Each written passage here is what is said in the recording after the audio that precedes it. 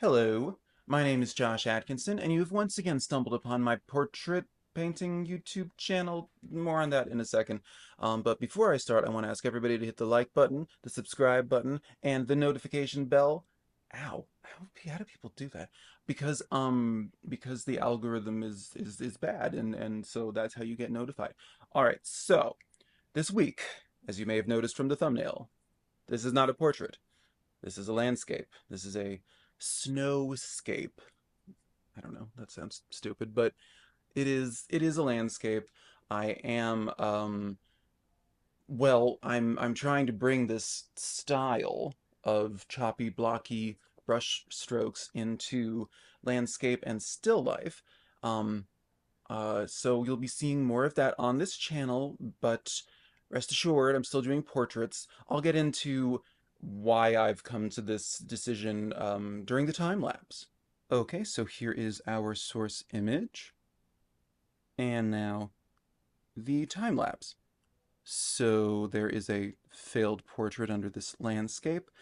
Just there, I was trying to place, I guess the focal point is this lump of snow, which is actually a rock, but it's mostly concealed by the snow. Um, and I had placed it kind of a little bit too much in the middle of the painting, like the horizontal middle. And I know at least this much about landscapes. You're never supposed to put the the horizon at the middle. You got to move it a little bit below, a little bit above, something like that. So, but I don't know much about landscapes. I adore how this turned out.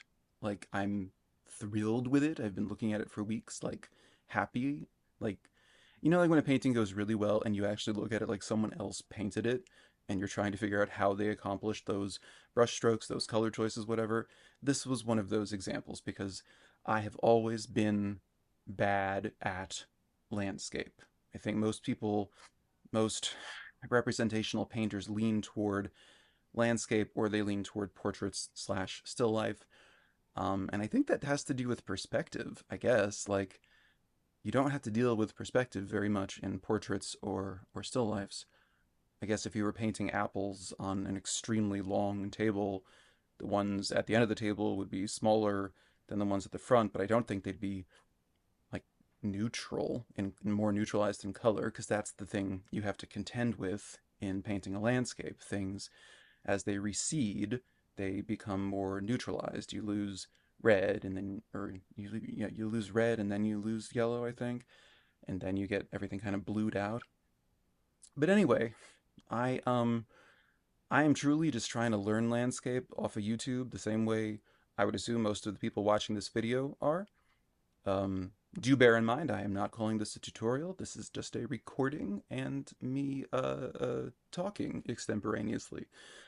But yeah, so this choppy, blocky um, technique that I've been doing to kind of distort my portraits, I I to my mind very successfully translated it to this landscape. I think it really like kind of accomplished some of the more complicated things about landscapes, which I guess is other than perspective, other than greens, everything fading as it goes away in distance, which is what it's supposed to do. But sometimes when you look at it, that's not what you're seeing with your eyes. So there's some happy balance that I have not yet figured out.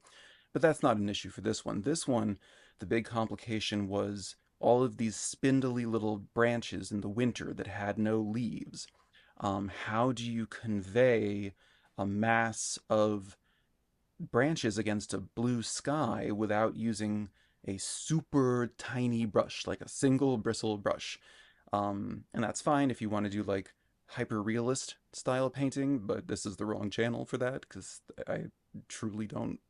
That does not do much for me, and executing it would be stressful. So, well, one thing that's helpful, you can see on the little tablet that I have, sometimes I actually just don't have the image full size. Sometimes I'll just look at the thumbnail because that also compresses detail. So I have to make more confident brush strokes, more just kind of like presumptuous brush strokes of like, this is all blue, this is all white, this is all purple, whatever. Um, and between these brushstrokes, I try to back away 10 feet and see if it's reading. This style is really designed to have, like I call it, like across the room impact. Like you're supposed to see this on a wall 10 or 15 feet away and be drawn to get closer to it to see how it does what it does. But so anyway, but about this channel, transitioning into not just a portrait painting channel, but a portrait landscape still life painting channel. I have been going to lots of vendor fairs regionally, and I have been not selling paintings. I've been getting a lot of compliments. Some nasty old ladies who like to tell me I should paint happy things. I don't even know what that means. But truly, what do you? If you know, leave a comment. I was trying to think of what does a happy portrait look like. I can't even think of one from the whole of art history. But anyway, um, a friend that I met through a vendor fair kind of was talking to on my behalf, like a gallery connection she had, and that person essentially said like my work was good, but people are not going to buy portraits of strangers, of people that they don't know. That's I don't know. I've heard Chelsea Lang, my favorite YouTube oil painter, all she most of what she does is portraits, and she sells portraits to strangers. So it's possible, but I have not been getting it to happen, so I am branching out, which at first I was annoyed. I was like, oh, I hate capitalism. I do hate capitalism, but I hate the idea that I have to choose commerce over art, that I have to think about money instead of, oh, I knocked it over probably, instead of what I'm actually compelled to create. But the reality is, I love this landscape. I love this technique for landscape as much as I do for portraits. I've done some still lifes that I'm in love with. I actually really I it seemed like a compromise, but then I realized that it was actually like an opportunity for me to do more and learn more and be a lot more creative. So I'm quite happy about it. If anyone is unhappy about me not doing portraits exclusively, there's an open offer for you to pay off all my student loans, and then I will go right back to portraits. Anyway, this is the finished image. It is, I was about to say it's a portrait. It's trees and snow, and it's on an 11 by 14-inch canvas panel, and it's an oil painting. So then, yes, that is how I arrived at this, I was about to say portrait, this portrait of trees in snow. I'm thrilled with it. It may not be your cup of tea, this technique. Maybe I don't know, maybe people will prefer how it works with portraits. I got good and bad feedback at an art fair yesterday, which is where this price tag is from, about this painting in specific, but but the people who didn't like it were wrong. I love it. I think it looks so cool. And I've spent so long being terrible at landscapes. And I'm thrilled at the thought of this technique translating to other subject matter. So, anyway, that's what I have to say about that. Please do hit the like button, the subscribe button, and very importantly, that notification bell so that you get notified when I upload. If you enjoyed this video, check out last week's, which dealt with color and framing and my opinions on certain internet YouTube people having contests where they don't explain what they're looking for. Anyway, thanks to the new subscribers. I think I'm at 243. And I guess that's everything. I will see you next week with a still life.